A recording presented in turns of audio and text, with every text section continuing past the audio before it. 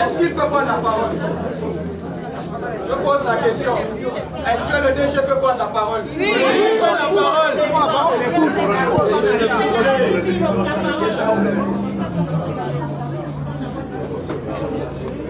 Vous voulez filmer? Mettez-vous en face. Pas vous cacher.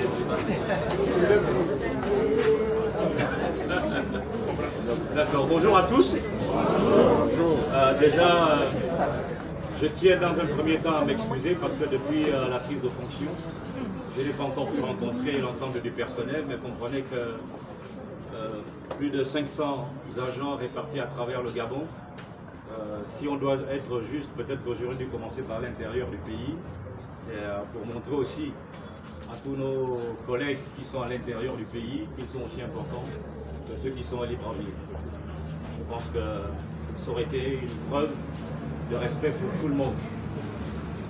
En second lieu, je vous dirais que je vous remercie également parce que vous avez bien voulu accepter que je vienne prendre la parole en tant que directeur général pendant votre assemblée générale qui est une assemblée du syndicat. Je ne suis pas habilité à venir m'adresser dans une assemblée du syndicat, mais à votre demande, j'ai bien voulu accepter de venir vous passer ce premier message.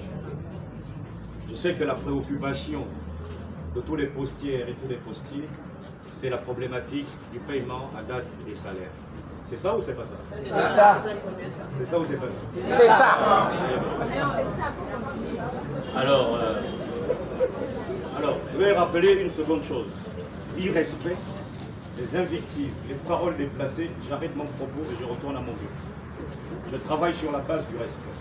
Donc les gens qui vont balancer les pics dans la foule voudront faire en sorte que le message ne soit pas délivré. Soit on travaille sous le sceau du respect, soit on dégage. C'est pas compliqué. Donc les pics qui viennent de venir de l'autre côté. Non, s'il vous plaît, je suis très sérieux quand je dis ça. Moi, je respecte les gens. En retour, j'impose le respect que je donne aux autres. C'est comme ça. Nous ne sommes pas en conflit. Nous sommes là pour nous concerter et pour trouver des solutions pour la société. Que ce soit très clair entre nous. Alors, j'étais en train de dire que votre problématique, notre problématique, c'est les salaires, parce que moi également, y compris le codier, nous sommes tous salariés de la Poste. D'accord? Nous avons pris nos fonctions le 23 janvier, installation. Suivi de l'installation, nous avons passé quasiment 2 semaines de passation. Donc en réalité, le nouveau directoire n'a commencé à réellement travailler que le 3 février. Réellement commencé à travailler que le 3 février.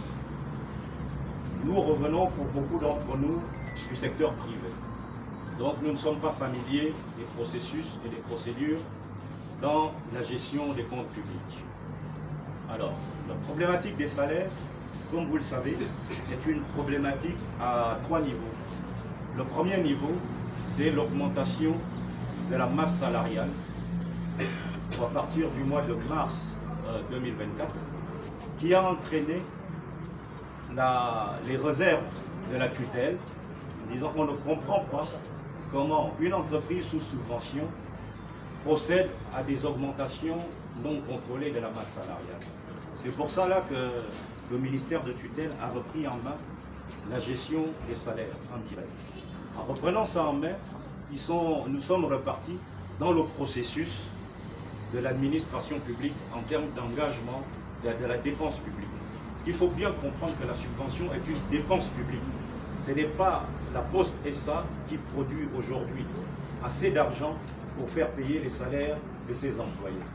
Aujourd'hui, les recettes propres de la Poste SA oscillent entre 60 millions par mois et 100 millions par mois.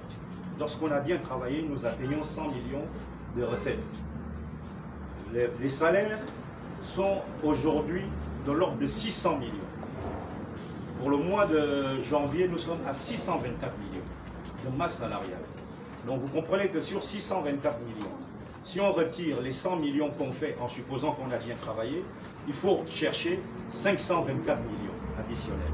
Ce sont ces 524 millions que l'État donne comme subvention chaque mois. Et ça dure depuis plus de 10 ans, ces subventions. Donc l'État a accompagné la Poste depuis plus de 10 ans, contrairement à ce qu'on pourrait croire. L'État a accompagné la Poste. Mais l'État est également fait face à des difficultés de trésorerie. D'où la difficulté aujourd'hui de commencer à poser le remboursement des épargnants. Vous savez qu'il y a aussi cette responsabilité. Le président de la République, le président de la transition, chef de l'État, le général de brigade Brice Clotaire Oligingema, a bien voulu inscrire sur le budget 2025 11 milliards pour le remboursement des épargnants. Ce n'est pas le directeur général de la Poste qui le dit.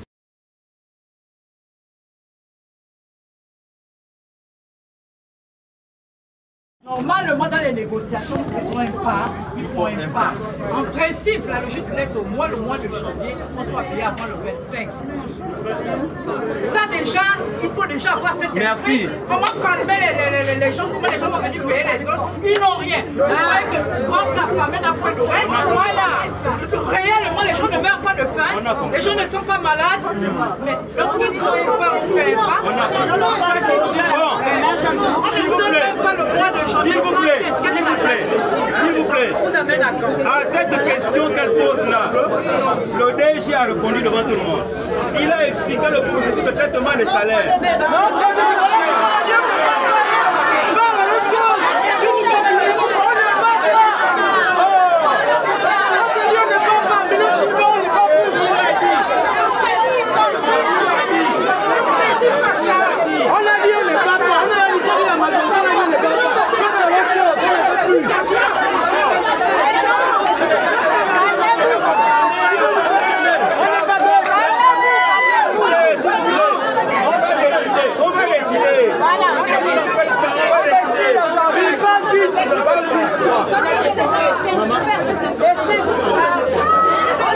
Depuis 10 ans, on a assez écouté. Voilà. On a dit c'est l'État qui nomme ces casseroles. C'est la faute à qui? C'est la faute à l'État. Donc l'État doit prendre ses responsabilités. On passe ce soir-là.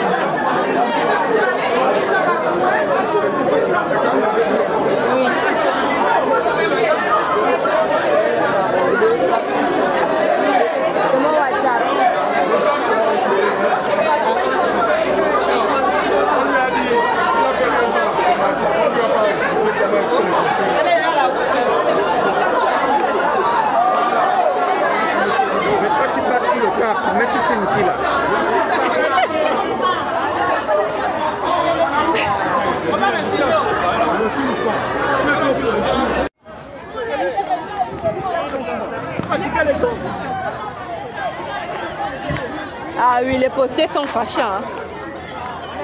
Ils sont là dans la cour. On nous paye avant le 25. Non, il y a pas. Après, c'est le comique. Pourquoi? Les autres viennent en renfort. Vous